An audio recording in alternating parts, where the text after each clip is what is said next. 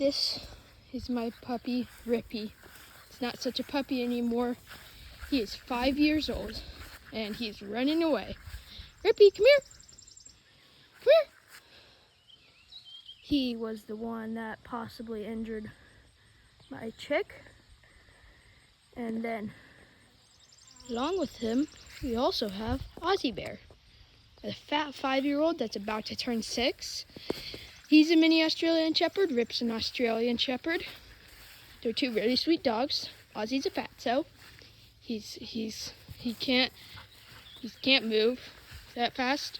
And then Rippy, he's very fat. He can move very fast, like faster than a greyhound, like 60 miles an hour possibly. These are my two puppies. I love them. You should always get puppies. They're awesome.